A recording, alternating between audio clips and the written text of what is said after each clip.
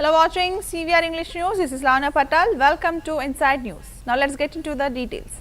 Prime Minister Narendra Modi participated in 100th birth anniversary celebration of Acharya Vidwan Maharaj, honoring the Jai spiritual leaders' legacy of peace, wisdom, and social upliftment. The event witnessed the presence of several dignitaries, including Union Minister Jitendra Singh Shekhawat, being present among all of you and organize this program under the guidance of our Prime Minister in the matter of the great person's privilege and pride for me and all of us. Shekhawat said the celebration reflected Acharya Vidyan's profound influence on generations through its teachings and non-violence and compassion. PM Modi paid tribute, highlighting the Acharya's contribution to national unity and moral leadership. अपना परम सानिध्य प्रदान करने के लिए मैं श्रद्धेय प्रधानमंत्री जी का एक बार फिर हृदय पूर्वक धन्यवाद करना चाहता हूं। मित्रों, हम आचार्य विद्यानंद जी महाराज की जन्म शताब्दी के इस पुनीत अवसर पर जैन धर्म की शाश्वत उक्ति परस्पर उपग्रहो जीवानाम के मूल संदेश के साथ में एकत्रित हुए हैं। ये तत्वार्थ सूत्र की अमूल्य सीख हमें इस बात का स्मरण कराती है कि इस जगत में हर एक जीव, चाहे वो मानव हो, पशु हो, वनस्पति हो या सूक्ष्मतम अवस्था में हो, सृष्टि की इंटरकनेक्टेडनेस, अंतर संयोजनात्मकता का एक अभिन्न अंग है। आचार्य विद्यानंद जी महाराज का ये जीवन केवल एक संत की साधना नहीं, अपितु त्याग, संघर्ष और आत्मबोध की विलक्षण यात्रा है। उनके प्रारंभिक जीवन भी साधारण नहीं था। न्याय की भावना से प्रेरित होकर भारत के स्वतंत्रता संग्राम में सहयोगी बनने से लेकर के जेल की कठिनाइयों को सहकर भी परिवार के उत्तरदायित्वों के साथ जुड़े रह करके हम सबको सन्मार्ग पर लाने के लिए साधु वेश धारण करके मानव मात्र के कल्याण के निमित्त अपना जीवन समर्पित करने वाले थे। उनकी साधना थी दीर्घ उपवास, नंगे पैर यात्राएं और लंबा कायोत्सर्ग। उन्होंने शरीर को आत्मा के आगे समर्पित किया और उनका मंत्र था, सच्ची शांति तभी मिलती है जब हम विचार, वचन और कर्म से हानि का त्याग करें। उन्होंने इसे जिया और अपने जीवन से हम सब के सामने एक आदर्श को प्रस्तुत किया। हर जीव में आत्मा को देखा, हर जीवन को मुक्ति के योग्य समझा और अहिंसा को केवल सिद्धांत नहीं अपितु जीवन जीने की एक क्रांति के रूप में प्रतिपादित किया। आचार्य विद्यानंद जी महाराज की शिक्षाएं केवल उपदेश मात्र नहीं थी। अपना परम सानिध्य प्रदान करने के लिए मैं श्रद्धेय प्रधानमंत्री जी का एक बार फिर हृदय पूर्वक धन्यवाद करना चाहता हूं। मित्रों, हम आचार्य विद्यानंद जी महाराज की जन्म शताब्दी के इस पुनीत अवसर पर जैन धर्म की शाश्वत उक्ति। Delhi Chief Minister Rekha Gupta reportedly expressed that she was pleased to be part of the mock parliament event organized by BJP Mahila Morcha, where the emergency of 1975 was the central theme. She remarked that the events on June 25th that year had turned the nation into a prison, with lakhs of people imprisoned and democracy suppressed. According to her, the day marked a sober chapter in India's history. She further noted that Delhi's women learned about that critical episode and emphasized the need for national unity to prevent such a situation from recurring. आयोजित इस mock parliament जिसमें कि आपातकाल के 50 वर्षों पे चर्चा हुई, मुझे इसमें भाग लेकर के बहुत अच्छा लगा कि वो महिलाएं जो राजनीतिक प्लेटफॉर्म पे काम करती हैं उनको भी इस बात का बड़ा पुख्ता ज्ञान होना चाहिए कि जो 25 जून 1975 को देश में हुआ और लगातार 21 महीने तक लोगों को, पूरे भारत को जेल बना दिया गया, लाखों लोगों को जेल भेज दिया गया और उसके पीछे केवल एक कारण सत्ता और सिंहासन का लोभ और पूरे संविधान का गला घोट करके लोकतंत्र की हत्या करके देश में एक काला अध्याय जोड़ दिया गया। आज इस मॉक पार्लियामेंट के माध्यम से मेरी सभी साथी कार्यकर्ताओं ने, दिल्ली की महिलाओं ने, दिल्ली की युवतियों ने उस अध्याय का ज्ञान लिया कि कैसे भारत ने वो अन्याय देखा, अन्याय सहा और फिर कभी देश के इतिहास में इस तरीके की चीजें, दुर्घटनाएं ना घटे। ये उनके लिए बहुत जरूरी काम था। मैं तो ये सोचती हूँ इस तरह की मॉक पार्लियामेंट, इस तरह BJP MP Sambit Patra was reported to have made serious allegations regarding the recent alleged gang rape case in Kolkata. He questioned that lack of sensitivity in the state governed by a woman chief minister and described the incident as a brutal act with possible political undertones, citing the victim's own statement. Patra suggested that the act appeared to be state-sponsored and politically motivated. He claimed that the main accused, Manoj Mishra, was affiliated with the student wing of these students and Trinamool Congress, having served as its secretary. Gang rape का case हुआ है। लगभग 24-25 वर्षीय हमारी बहन, एक छात्री, उसके साथ जिस प्रकार का गैंग रेप हुआ है, उसको लेकर आज पूरे भारतवर्ष में, पूरे हिंदुस्तान में एक दुख का माहौल है, अचरज का माहौल है कि आखिर बंगाल किस तरफ बढ़ रहा है।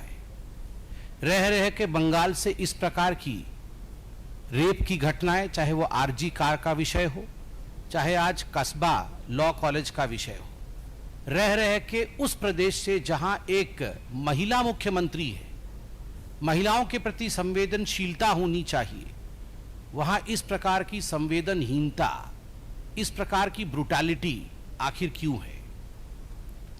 अगर कस्बा लॉ कॉलेज के रेप केस को देखा जाए और पीड़िता ने, विक्टिम ने खुद स्टेटमेंट जारी किया है, लिखित स्टेटमेंट, वह स्टेटमेंट भी मैं लेके आया हूं, उसके भी कुछ पोर्शंस आपके पास रखूंगा। उसको ध्यान से पढ़ा जाए तो एक बात स्पष्ट होता है कि यह पूरा रेप का जो, गैंग रेप का जो कुचक्र हुआ है, ये कहीं ना कहीं स्टेट स्पॉन्सर्ड ब्रुटैलिटी है, एक राजनैतिक दृष्टिकोण से प्रेरित जघन्य क्रूरता है। मैं क्यों ऐसा कह रहा हूं? क्योंकि इसमें एक कॉलेज के यूनियन का संबंध है। जो मुख्य आरोपी है, जिसका नाम मनोजीत मिश्रा है, मनोजीत मिश्रा खुद ही जो टीएमसी की स्टूडेंट विंग होती है उसके सेक्रेटरी रहे हैं, वो पूर्व छात्र रहे हैं उस कॉलेज के, बाद में कॉन्ट्रैक्टरी भी करते हैं और लॉ की प्रैक्टिस भी करते हैं। वो खुद टीएमसी का सदस्य है। मैं वो फोटो भी दिखाऊंगा जहां वो टीएमसी के बड़े बड़े नेताओं के साथ बैठे हैं, खड़े हैं और समय गुजार रहे हैं।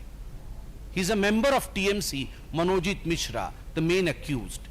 उसके साथ जैब अहमद और प्रमीत मुखर्जी, जो बाकी दोनों हैं, वो उस लॉ कॉलेज के छात्र हैं। और इस पूरे घटना चक्र को बहुत ही विस्तार से समझाया है पीड़िता ने। उसने अपने चिट्ठी में लिखा है कि किस प्रकार 25 तारीख को शाम 7:30 बजे से लगभग 10:30 बजे तक मेरे साथ गैंगरेप हुआ। जो घटना चक्र है उसका जिक्र करते हुए मैं कुछ गैंगरेप का केस हुआ है।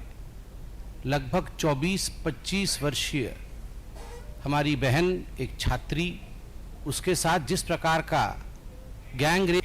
Uttarakhand Chief Minister Pushkar Singh Dhami was reported to have partaken in All India Oil Sector Meet held in Dehradun.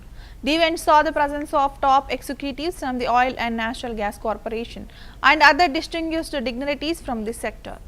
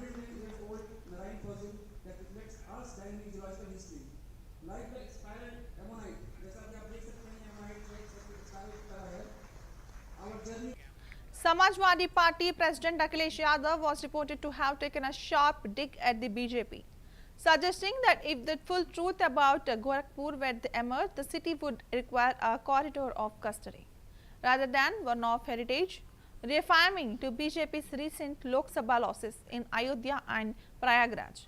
He forecasted that Gorakhpur and Mathurai would be the next constituencies to slip from the party's grasp. His remarks hinted at both political and symbolic implications for the BJP's presence in the state. अगर गोरखपुर वालों ने अपना मुंह खोल करके यहां के राज खोल दिए, अगर गोरखपुर वालों ने अपना मुंह खोल करके यहां के राज खोल दिए, तो वहां विरासत गलियारा की जगह हिरासत गलियारा बनवाना पड़ेगा। अगर गोरखपुर की सच्चाई सामने आ जाए तो वहां विरासत का गलियारा नहीं, हिरासत का गलियारा बनाना पड़ेगा। गोरखपुर में विरासत गलियारे में जमीन मकान का मुआवजा सहमति से नहीं, बल्कि बाजार की कीमत के हिसाब से देना चाहिए, क्योंकि जो मार्केट वैल्यू है वो बहुत ज्यादा है। लेकिन सरकार दबाव बना करके शासन प्रशासन का, पुलिस को आगे कर करके व्यापारियों से और जो लोग वहां रह रहे हैं उनसे जबरदस्ती सहमति पर साइन करवा रहे हैं, जबरदस्ती सहमति दिलवा रहे हैं। सरकार अपना डर दिखा करके कि उन्हें मुआवजा न ज्यादा देना पड़ जाए तो सहमति के पत्र जारी करवा रहे हैं, सहमति करवा रहे हैं। हमारी मांग है कि उन्हें सहमति से नहीं, दबाव बना करके नहीं, डरा करके नहीं, धमका करके नहीं, बल्कि बाजार की कीमत के हिसाब से उन्हें मुआवजा देना चाहिए। सबको मालूम है जब खुद की जमीन का मामला था तो यहां बहुत सारे हमारे जागरूक पत्रकार हैं, सब जानते हैं कि जब उनकी खुद की जमीन का मामला था तो अधिकतम संभव मूल्य पर मुआवजा वसूला गया और जमीन देने के नाम पर तथाकथित दयावान बनने की वाहवाही भी लूटी गई थी। जिस समय उन्होंने अपनी जमीन का मुआवजा उठाया तो वाहवाही भी लूटी उन्होंने, और बाकी जानकारी देने की जरूरत नहीं है।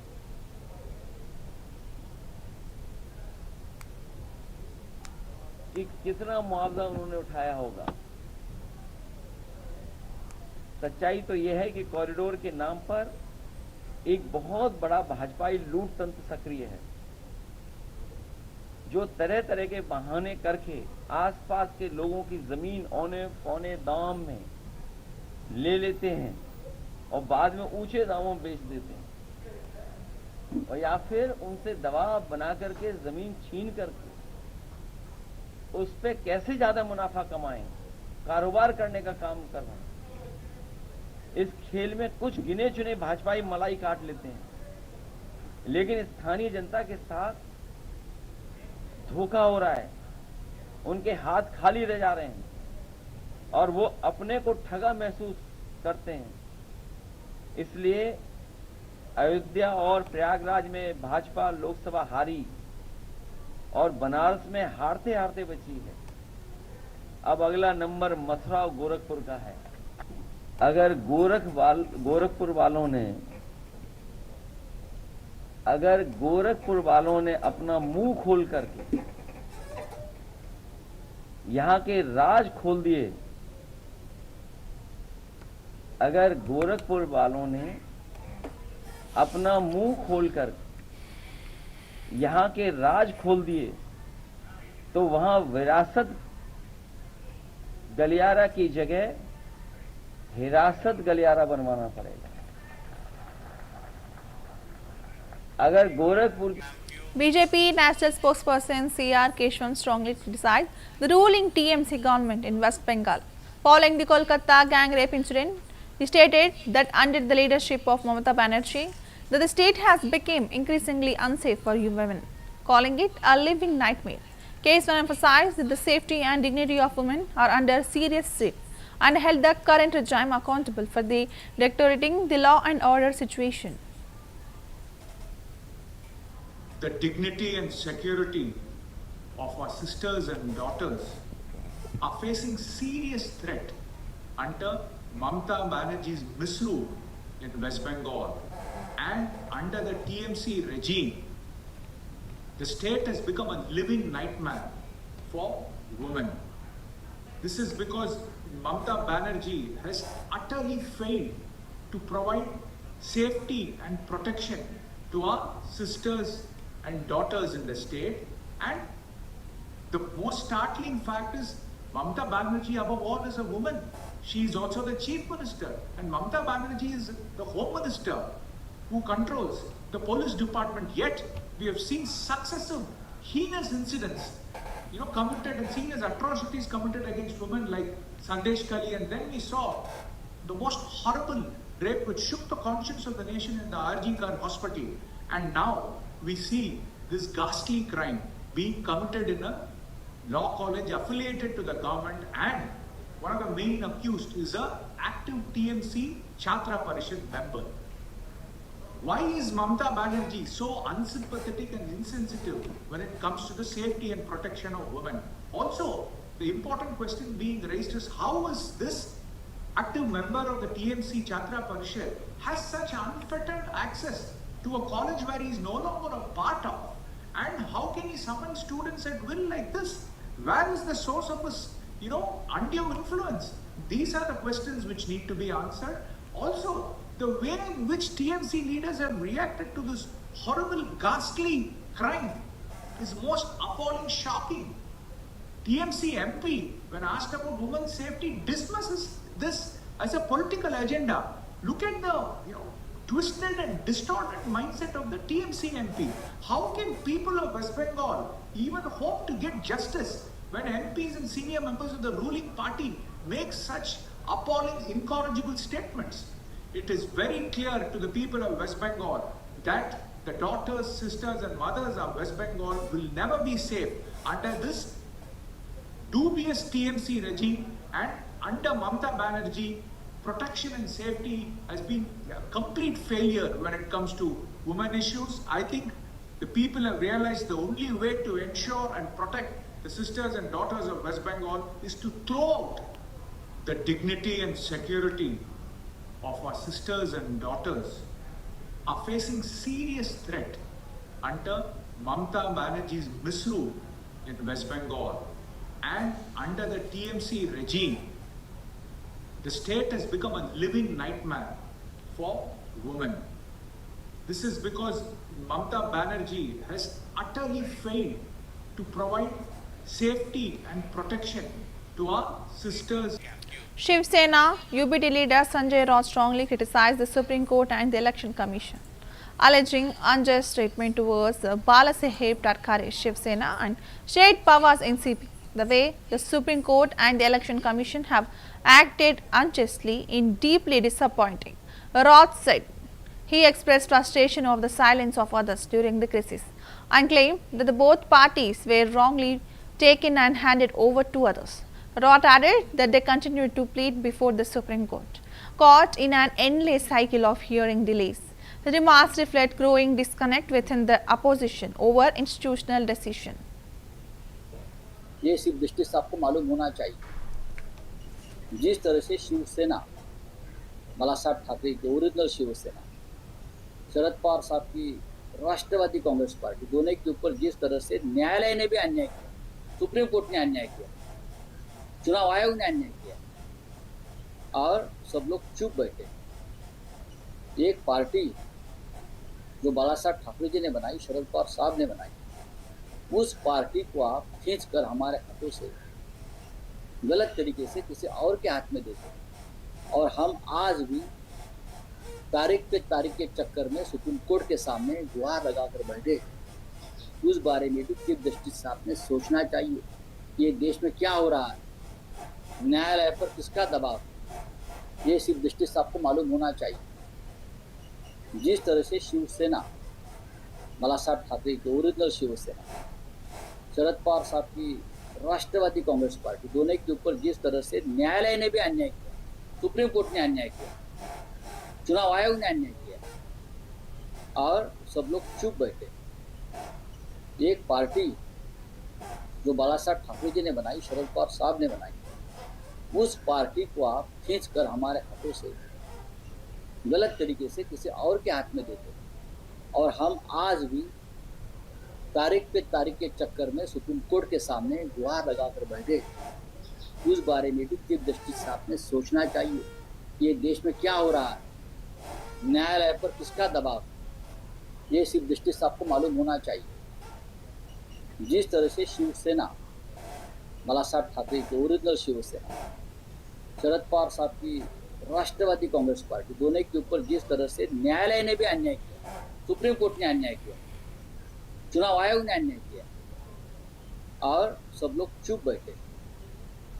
एक पार्टी जो बालासाहेब ठाकरे जी ने बनाई, शरद पवार साहब ने बनाई, उस पार्टी को आप खींच कर हमारे हाथों से गलत तरीके से किसी और के हाथ में देते हैं। और हम आज भी तारीख के चक्कर में सुप्रीम कोर्ट के सामने गुहार लगाकर बैठे।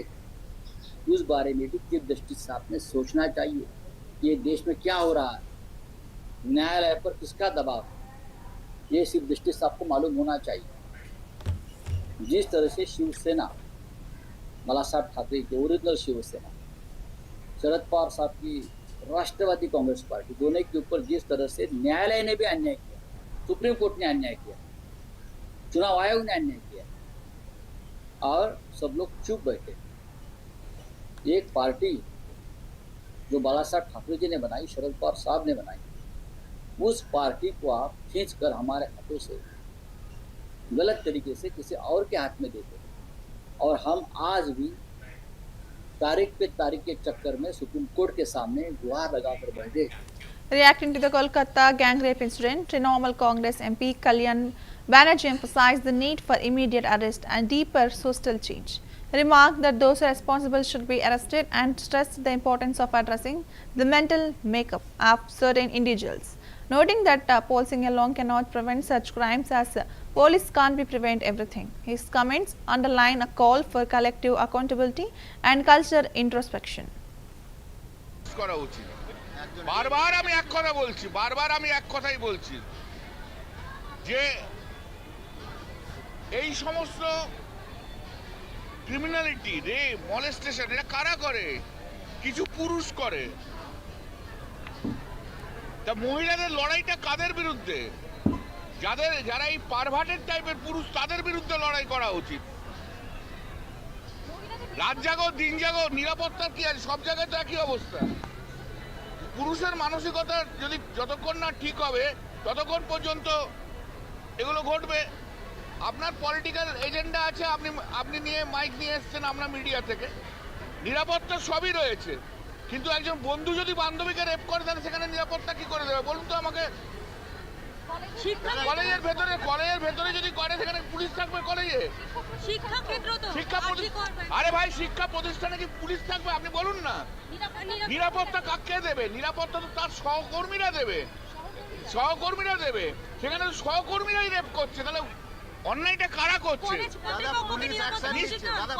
কলেজ কর্তৃপক্ষ সবাইকারই দেওয়া উচিত, কিন্তু আগের দোষটা কার? আগের দোষটা তো তার সব। Punjab Legislative Assembly Speaker Kulkar Singh Sandwan has reported to have extended congratulations to Sanjeev Arora on his election to the Vidhan Sabha. During his addresses, he assured the public of the government's commitment to complete transparency. He also recalled the landmark move made in 2022, when the Punjab government decided to live stream Vidhan Sabha processing as to promote openness and public accountability. Punjab Vidhan Sabha ਦੇ ਨਵੇਂ ਚੁਣੇ ਹੋਏ member ਸ਼੍ਰੀ ਸੰਜੀਵ ਅਰੋੜਾ ਜੀ ਨੂੰ ਅੱਜ ਉਹਨਾਂ ਦੇ ਬਤੌਰ ਵਿਧਾਇਕ ਹਲਫ ਲੈਣ ਤੇ ਉਹਨਾਂ ਨੂੰ ਵਧਾਈ ਦਿੰਦਾ ਔਰ ਸ਼ੁਭ ਕਾਮਨਾਵਾਂ ਦਿੰਦਾ। ਇਹਦੇ ਨਾਲ ਹੀ ਮੈਂ ਪੰਜਾਬ ਵਾਸੀਆਂ ਨੂੰ, ਦੇਸ਼ ਵਾਸੀਆਂ ਨੂੰ, ਦੁਨੀਆ ਨੂੰ ਆਸ਼ਵਸਤ ਕਰਾਉਣਾ ਚਾਹੁੰਦਾ ਕਿ ਸਰਕਾਰ, ਸਾਡਾ ਵਿਧਾਨ ਮੰਡਲ ਬਿਲਕੁਲ ਪਾਰਦਰਸ਼ੀ ਹੈ। ਪਹਿਲੀਆਂ ਸਰਕਾਰਾਂ ਦੇ ਸਮੇਂ ਜੋ ਵੀ ਕਾਰਵਾਈ ਹੁੰਦੀ ਸੀ, ਵਿਧਾਨ ਸਭਾ ਦੀ ਕਾਰਵਾਈ ਹੁੰਦੀ ਸੀ, ਉਹਨੂੰ ਅਤਿਅੰਤ ਗੁਪਤ ਰੱਖਿਆ ਜਾਂਦਾ ਸੀ। ਲੇਕਿਨ ਸਾਡੇ ਬਾਹਰ ਜਿਨ੍ਹਾਂ ਲੋਕਾਂ ਨੇ ਸਾਨੂੰ ਇੱਥੇ ਬਤੌਰ ਵਿਧਾਇਕ ਭੇਜਿਆ ਹੁੰਦਾ ਸੀ, ਉਹਨਾਂ ਨੂੰ ਕੋਈ ਪਤਾ ਨਹੀਂ ਲੱਗਦਾ ਸੀ ਅੰਦਰ ਕਿਹਦੀ ਕਾਰਗੁਜ਼ਾਰੀ ਕਿਸ ਤਰ੍ਹਾਂ ਦੀ ਹੈ। ਸੋ ਪੰਜਾਬ ਸਰਕਾਰ 2022 ਤੋਂ ਬਾਅਦ ਸ਼੍ਰੀਮਾਨ ਅਰਵਿੰਦ ਕੇਜਰੀਵਾਲ ਜੀ ਦੇ ਦਿਸ਼ਾ ਨਿਰਦੇਸ਼। Well, this is the wrap of the Inside News. For more